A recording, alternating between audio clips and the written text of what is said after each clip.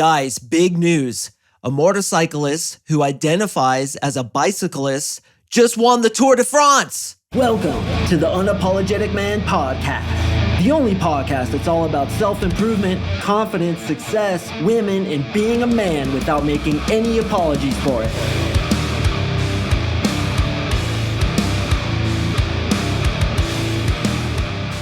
What is up, gentlemen? Thank you for tuning in to yet another hard-hitting episode of the UMP. I don't know about you, but I find all this gender identification shit fucking funny as hell. I don't get political on this podcast because I know it never works out for anybody, and my political stance is usually right about in the middle. But I will say this gender identity, being non-binary and switching back and forth from genders is just the funniest shit to me, man. I just cannot believe the crap that people get focused on in today's world. Like, don't we have bigger problems to deal with than arguing about what a male is and what a female is? Like, really? Have we really descended into that level of stupidity where this is actually a conversation that we're having? It's so fucking funny to me where a guy will become a woman and then join the UFC or some kind of mixed martial arts competition and then just Donkey Kong the shit out of every chick in the ring and just fucking kick everybody's ass. Did you guys hear about this? It's so funny to me, man. I can't even believe some of the conversations we're having. So hopefully you got a good chuckle out of that too. And I'll tell you what, if you can't laugh, you got a major problem, man. If you're taking life this seriously, where even that doesn't make you laugh, there's an issue there. Lighten the fuck up, because sometimes life is so ridiculous, you just have to laugh at it. Funny, I just told Marissa, I'm like, hey, don't text me. I'm recording a podcast. And then she texts back, okay, I won't text you. Idiot, dude. And you guys know me and my woman always fuck with each other. There we go. Put that shit on Do Not Disturb. So gentlemen, today we are going to talk about 5 different ways to add sexual tension into conversations. All the time I get questions from listeners where they're like, man, how do I do this? And I'm like, bro, I have fucking 460 episodes where I talk about how to add attraction and sexual tension into conversations. But I understand sometimes you guys need me to curate that material for you. So that's what I'm going to do today. And before we jump into the content, I want to let you guys know that my coaching program is open. I use NLP, neuro-linguistic programming, to remove negative belief systems about yourself in your head so that you behave correctly in front of women. Did you know that your behavior dictates 90% of whether or not a woman is going to get attracted to you? I also get asked all the time, like, what do I say? What do I talk about? Is it okay to say things like, excuse me, or sorry to bother you? And my answer is always the same. You could say anything. And if you say it in the correct way, if you have the correct confidence and correct bearing behind it, it will work out for you. You aren't supposed to, quote unquote, go up to a girl and say, hey, I'm sorry to bother you, but I'll tell you what, if you get the right guy to say that, he could say, hey, I'm so sorry to bother you. I really hate to inconvenience you. I do apologize 1,000 times that I'm inconveniencing you in this way, and he can probably still get her phone number, because it's not what you say, it's how you say it. And the way you speak is 100% dictated about the thoughts you have regarding yourself, the traumas, metaprograms, archetypes, and schemas that you have running in your brain. And unless you address that shit, no amount of pickup lines, no amount of podcast episodes that you listen to, no amount of PDFs that you buy for $47 on the internet are going to help you with it. Guys, you need to get intrusive. You need to update those files that have been holding you back from success with women for years and years and years. And that's exactly what I do. I am the only coach that uses NLP. I am the only coach that uses hypnotism to put you in a state where we get you back to your inherent self-esteem. That self-esteem you were born with before other people came and messed you up. You had parents that had issues. You had grandparents that had issues, brothers, sisters, friends, all of which have had traumas and issues themselves, and they basically impose that shit upon you. Did you know that many times you will adopt negative belief systems about yourself to get into rapport with one of your parents? If your dad believes that he's not enough, you will unconsciously believe the same thing about yourself so that you can get in rapport with him, because from a survival standpoint, your safety is more important than your self-confidence when you're a kid. So many times we'll adopt this shit, we'll buy into what other people believe, not only about themselves, but what they say about us. And if they say anything negative against you, it's because they feel negative about themselves. We'll adopt it. And then we'll be working with these outdated and ineffective programs, much like a computer program running inside our head and getting us the same results over and over and over again. Guys who are effective with women simply believe that they are effective with women, believe that they are attractive, believe that they are enough. And when they go up, they can say something like, hey, sorry to bother you. Even though technically you're not supposed to say sorry, this is the Unapologetic Man podcast after all. You could say some shit, do some shit that isn't technically correct and still get the girl because of your behavior. Your belief systems dictate your behavior, dictate your body language, and unless you're addressing that shit specifically, you're not going to get success. I hate to say it to you, man, but it's the truth. And I'm the one dude who's willing to cut it to you straight. So get intrusive. And if it's not with me, go see a cognitive behavioral therapist, go hire a different NLP coach, go see a hypnotist, fix the shit inside your head. You need to be working on yourself in order to get to the highest level that I know you want to ascend to. So today I am going to give you a bunch of tactics, but again, man, unless there's the backbone of self-confidence and self-belief, unless there's that foundation of correct body language and tonality behind the shit, it's not going to work for you. So take it, try it, see what happens. If it works for you, great. If it doesn't, then maybe you need to come into my program and let me fix the shit inside your head with that NLP. Go to my website, CoachMarkSing.com. Click on coaching, fill in the quick application. You and I will email back and forth. And if it feels right to me and feels right to you, you're going to get on a free one-on-one breakthrough session with my boy, Victor Lynch, a guy who started as an absolute hard case with women, couldn't get laid if he was in a Tijuana brothel with $100 bills strapped to his penis. And now for all intents and purposes, the guy is a 10 magnet because he came into my program, fixed the bullshit in his head, and you're going to meet with him and he's going to show you what I can do for you as well. So to kick off this episode, I am going to give you one of my favorite ways to insert sexual tension into an otherwise boring conversation. The first thing I like to do is to ask why questions. That's WHY. Why are you wearing that? Why are you drinking that? Why did you come to this bar? Why do you have that as a job? Why are you with those people? Why are you leaving right now? Why did you just say that thing? When you question people, it shows that you're willing to break rapport. Breaking rapport, as I've talked about many times in this podcast, is one of the best ways to attract women because when you break rapport, it communicates that the conversation going well isn't so important to you. You're willing to throw out this conversation. You're willing to ruin this opportunity with this girl because you have options. So what's important in seduction is what's sub-communicated. Sub-communication means the communication underneath the communication. We can be talking about XYZ thing, but the communication underneath the communication is what's really important. So when I'm willing to disagree with you, when I'm willing to challenge you and ask you why questions, it shows that the conversation isn't so important to me. It doesn't matter to me if it goes well. And thus that's attractive because it shows I have options. It shows I'm not needy. I'm not trying to get anything from her. I'm questioning her because I'm legit curious. Why are you switching your gender back and forth from male to female? I honestly don't understand it. And this is a conversation I got into with the woman this weekend, which is why I thought of that Tour de France thing. Because she was saying that she was gender fluid, and I straight told her, I don't understand that. Can you please explain to me your philosophy about a guy can be born as a dude and then become a woman and say that he's a woman from birth? I don't get it. Can you please explain that to me? I was asking her why she believes that, and though I may have been disagreeing with her, and though on the surface it may seem like, well, isn't that going to make her like you less? It doesn't. Because it shows that I have a strong sense of reality and I don't care if things go bad with her. So she actually got more attracted to me emotionally, even though on some level she was probably pissed off with me rationally. And that's the thing, attraction is not a choice. It is unconscious, they can't control it. So when you're willing to be somewhat confrontational and ask them why questions, it creates attraction because again, the sub-communication. It communicates, I don't care what happens in this conversation. I'm cool to break rapport with you. There's a million other girls out there that I can go talk to. And frankly, if you and I don't get along, then it wasn't meant to be anyway, so who gives a shit? Now guys, don't be an asshole about it, but just ask why questions. Why are you wearing that tonight? So why are you drinking that drink? Why did you choose to go to that college? Why are you following that baseball team? Why? This creates tension and starts to get that attraction going because platonic vibing, which is like, where are you from? Oh, you like to snowboard? Me too. Do you like weather? Those kinds of boring ass conversations don't elicit any emotion.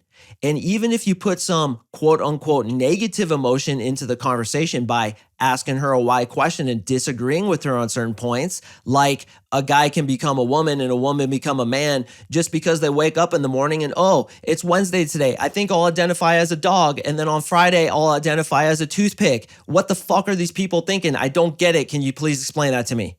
Now, this gets me into my favorite why question of all time. And oh my hell, do I use this all the time? And oh my hell, does this immediately instill sexual tension into a conversation? Here's the question. Why don't you have a boyfriend? It's probably because you're a bad kisser, huh? Okay, that's it. Write that down verbatim, tattoo it on your fucking forehead, and ask it to every single chick you talk to from here forward. Why don't you have a boyfriend? It's probably because you're a bad kisser, huh? And you do it with a little smile on your face. You're just teasing her. And then I say, you probably do the helicopter tongue maneuver, the jackhammer tongue maneuver, and you lick guys' faces from chin to forehead like a dog, slobbering all over them. I bet that's why you don't have a boyfriend. Not only does this get you the information as to whether or not she has a boyfriend, and if she says, well, I actually do have a boyfriend, you say, cool, it's nice to meet you, see you later. But it also creates a sexual tension because now you guys are going to talk about kissing. So you get into conversations, it's hella boring. You're talking about all this shit you shouldn't talk about, politics, religion, or like me, you get into a deep conversation about gender fluidity because you honestly don't fucking understand it. And you think it's hilarious that a dude can become a chick and just Donkey Kong the shit out of other chicks in the UFC. That shit's just fucking gold, man. Comedy gold. You don't get it. So you're willing to fucking ask why questions. And you say, hey, listen, you know what? You seem like a good conversationalist. You're obviously pretty. Why is it that you don't have a boyfriend? I don't get it. Is it because you're a bad kisser? I think you're a bad kisser, aren't you? You do the helicopter tongue maneuver, the jackhammer tongue maneuver. You slobber all over a guy's head to toe. No guy wants to be with you. That's why, huh? And then she says, what? Actually, I'm a good kisser. And you say, oh yeah? Well, tell me about your technique. What do you do? Let's hear it. What do you do? Now you're talking about kissing. This creates sexual conversation in an otherwise boring conversation. The next thing to do is teasing. What did I just do in that example where I asked her about why she doesn't have a boyfriend? I teased her. I said, you do this, you do that, you chase guys away. You gotta fuck with chicks. You always have to be kind of taking jabs at them, teasing them like kids on the schoolyard. If you guys ever wonder, how do I get a girl attracted to me? It's very simple. Girls just want to have fun. You ever hear that song? I'm sure you have. Horrible song. Reminds me of driving in my mom's 1989 Mercury Topaz as we listen to Coast 103.5 in Southern California, and she's got way too much perfume on, and we're driving to high school and she's about to drop me off, and then that horrible, debilitating, soul-crushing song comes on, Girls Just Want to Have Fun, and I look at my life and I say, what the fuck am I doing? Just walk to school, you idiot! Why are you driving with this woman with all the damn perfume? But I digress. That song, Girls Just Want to Have Fun, makes a good point. They do just want to have fun. So when you go in with the philosophy that you kind of want to treat her like two kids on the schoolyard, you're busting her chops, you're teasing her, you're having fun in a playful way now, gentlemen, that gets a lot of attraction out of a girl. Here's one of my favorite moves. I talk about it all the time. You simply ask her, so hey, I'm curious about you. Do you like to travel? And she says, yes. And then you push her by the arm and you say, travel over there. Now, you do it very gently, and I'm going to warn you, some girls get butthurt about this, but a lot of times girls will just get this huge smile on their face, their eyes just busting out of their head, and they're like, oh my God, I can't believe you just did that. And she hits you on the arm. That's how you get attraction. You need to create that tension, that playfulness. You're just messing around.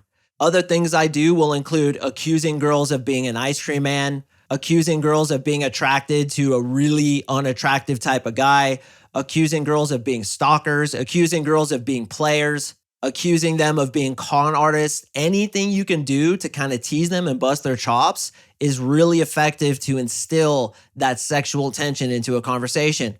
What is platonic vibing? It's wanting to be agreeable, wanting to not break rapport because you're so worried about the conversation going bad. You see these guys in the nightclubs who have ear-to-ear smiles, man, all teeth. It's like a rubber band is connecting both sides of their mouth behind their head because they're so fucking pumped to be talking to these chicks. You know what's really interesting? You guys can try this. You can stand back to back with a dude in a nightclub who's talking to a girl and eavesdrop on what he's saying. I do it all the time. And when I used to teach in field, which means I used to teach guys in bars and nightclubs how to pick up girls, I used to stand with my back, literally touching my client's back and eavesdrop on their conversation with the girl. The girl doesn't notice because there's so many people in the bars and the nightclubs. Well, when you see these ear-to-ear smile dudes, low value Larry, so fucking pumped to be talking to this chick, what's he being? He's being agreeable. It's the best conversation that ever happened to him. He can't believe he's finally talking to this hot Betty. Okay, what does that communicate? Low value. So when a guy is agreeable and he's always trying to agree with what she says, build commonalities, high fiver because you guys both like to hit the pow pow that's real nar at Breckenridge, you're being a fucking douche canoe. And she knows that you're low value because you're trying to be agreeable. So when you tease them, when you mess with them, when you fuck with them a little bit in a playful way, boys, don't be an asshole. You got to be playful, have a smile on your face, just jab at them. That builds a lot of attraction. Now, real quick caveat. I know this is getting long and it's probably going to be a slightly longer episode. That's all right. But quick caveat. If she gets butthurt about any of your teasing, you want to get serious, look at her and say, hey, listen, I didn't realize that would offend you. Now that I know you don't like those kinds of jokes, I'll avoid them moving forward. Because that shows that you're cognizant of her comfort, cognizant of how she reacts, and you're willing to adjust based on her reaction. You'll also notice a very subtle frame control element that I threw in there. I didn't say sorry. I didn't say it was my fault. I say I didn't realize you would react that way. I'll adjust things moving forward to accommodate for it, which basically means, again, subcommunication. You got butthurt. You're a little emotional. You hyperextended your vagina. So I'll go ahead and adjust that because obviously you can't take it. And that's the way I look at it. Anything I do, I completely own. I don't make apologies for it. And if they can't deal with it and or they reject me, their issue. And I want you guys to think that way. The next one is false disqualifiers. False disqualifiers are exactly as it sounds, a false disqualifying her from being able to date you. Now, false disqualifiers definitely warrant their own podcast episode. I can't remember if I've done one in the past about it, but I'll certainly do one in the future. It basically means you disqualify her because of something that you wouldn't disqualify her for otherwise. So, for example, I can't talk to you anymore because you drive a Honda Civic. I can't be friends with people who are fans of the Baltimore Orioles. Just an example, all you guys from Baltimore with your Baltimore arm swag, relax, bro. I'm just making an example. God, you guys get butthurt so easily. Jesus Christ. Jesus, wouldn't even believe this. Relax, bro, Tendo. So you disqualify her from something that you wouldn't really disqualify her for. For example, if she's Christian, you wouldn't want to say like, oh my God, you're Christian? You actually believe in that bullshit? You stupid ass bitch. Can't talk to you anymore. Beat it, you sea donkey. You don't want to do that. So things that you would actually disqualify a girl for, you don't want to pretend you're disqualifying her for. You want it to be something that there's no way you would disqualify a girl for, such as, you know what, you're really cute. I have fun talking to you, but I just can't hang out with girls who wear yellow pants with black shirts. I just can't. It's one of my rules. My dad was killed by a woman who wore yellow pants and a black shirt. It just messes me up emotionally. Goodbye. We are broken up. I want my CDs back. Okay, so it's a false disqualifier where you're pushing her away jokingly because of something she likes, something she does, something she says, where you're just messing with her. It goes back to that teasing element.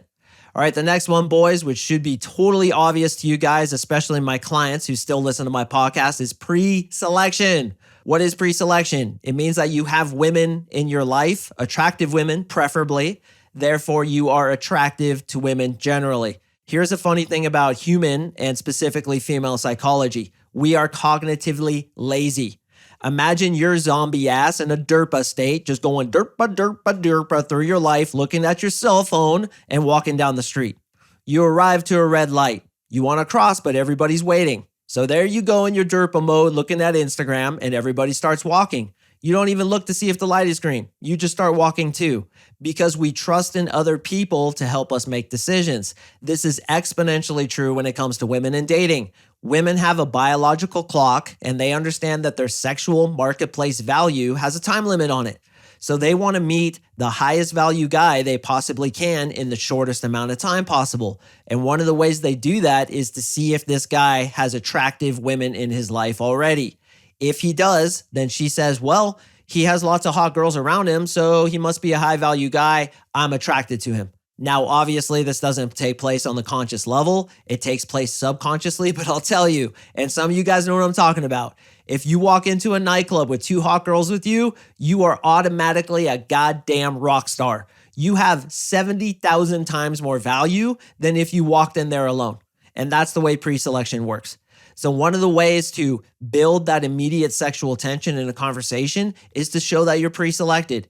If I walk up to a girl and I open her with one of my hot friends on my arm, which I do all the time, it's almost a cheat code, the shit works so well, automatically attraction is there and we're not even gonna get into a platonic vibing type of situation. It's automatically sexual. And I can question her with why questions right off the bat.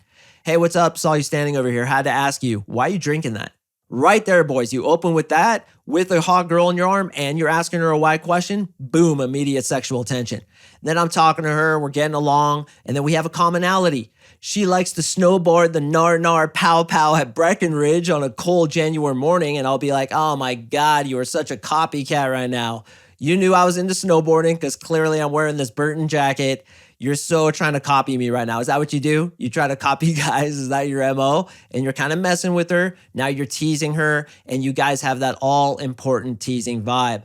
All right, the next one, boys, and I'm going to wrap this up here shortly, are gambits. Gambits are things like the cube. I've done a podcast on it. Strawberry Fields, done a podcast on it. Human body's a lie detector, done a podcast on it. The 5-finger death punch, podcast complete, and the myriad of other gambits that I give to only my coaching clients in my coaching program that get girls attracted to you. Guys, stop talking about boring bullshit and just fucking bring up the gambits that I've taught you. God to the damn it. Why don't you guys do this? All right, so she's talking about how Wednesdays she identifies as a dog, Thursdays, she identifies as a toothpick. And then Fridays, she goes between male and female depending on her mood that day. And thank God they have gender neutral bathrooms because otherwise she wouldn't know which bathroom to walk into. And you're like, oh my God, are we fucking really having this conversation right now? And you'd be like, yeah, that's cool. Okay, gender neutral. Yeah. So anyway, have you ever heard of the cube? You freaking stop the conversation and you pivot it into the way that you want it to go. This is the essence of frame control. So many of my clients, when they first come into my program, are like, well, how do I introduce this stuff? I need some seamless transition, some bridge, like a perfect song from Elton John where I can get into this conversation. I'm like, no, you don't. Just change the fucking conversation. She's talking about how on Wednesday she has a penis and on Thursday she has a dog tail. You're like, hey, listen, that's really interesting. Have you ever heard of this thing called Strawberry Fields? No, what is that? Oh my God, so interesting. My friend Jessica did it to me the other day. It's a psychological test. Here, let's do it. All right, first I want you to imagine, boom, now you're off to the races.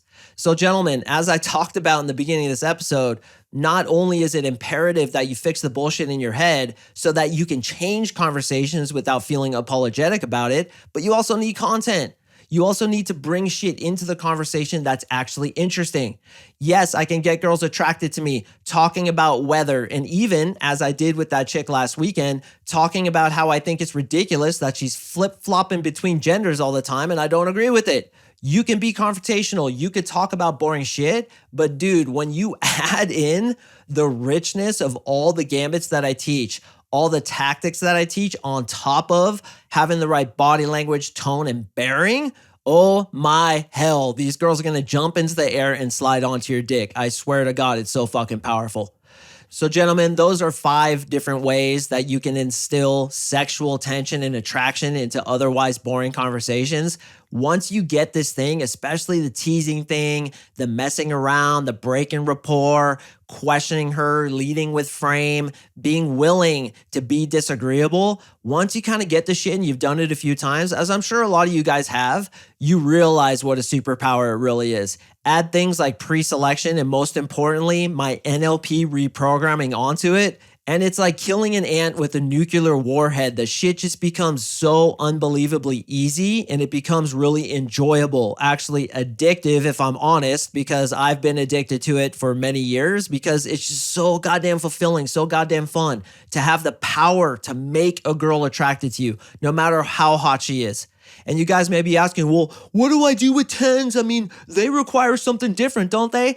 No! What are you thinking? It's the same shit. In fact, I'll lay it on even thicker. Go up to a 10 and be like, why are you drinking that drink? You will separate yourself from 99.99% of other guys. Now, obviously, you need to have the bearing, the inner confidence. You need to be used to talking to girls of that caliber. And I'm not going to lie to you, it does take practice and it does take working up to that level. But when you invest in yourself and actually fix the bullshit in your head, it's so much easier than you're making it out to be. So much easier. If I could just grab you by the shoulders and shake you and be like, bro, you have no idea how obvious this is. And why I've turned into some Armenian Turkish guy, I don't know. But if I could just do that and explain to you how easy this is when you just fix the fucking shit in your head, goddammit, you would be blown away by the results that you can get. Let me coach you, dude. What are you waiting for, man? Why are you procrastinating? Why haven't you signed up yet? Fuck, man, I wish I could just get you into my program and just teach you how to do this shit so that you too can be a girl magnet as all my clients are. God damn it, go to my website. Click on coaching, fill in the quick application, you lazy son of a bitch. Press submit. You and I are going to email back and forth together, and then you're going to get on free one-on-one 1 hour breakthrough session with my boy Victor Lynch, and we are going to see if we can at least 10x your results, turn you into a bonified goddamn 10 magnet the way Victor is, the way I am, the way my assistant coaches are, the way we all are in the Unapologetic Man Army. I want to meet you, man. Stop depriving me of this opportunity. Once we meet, you're going to blow my mind with your championhood, and I'm going to get your name tattooed right under Marissa's left eye. It's going to have your name right there in beautiful cursive. Her face is getting a little filled up with all the face tattoos, but we got some room. We got some room, and you are next, my friend. So please sign up today. Really want to meet you. Gentlemen, I do appreciate you listening. As you might know, I draw a podcast on Mondays and Thursdays, and I got another banger coming out on Thursday, so please stay tuned for that one, and I will see you in the next episode.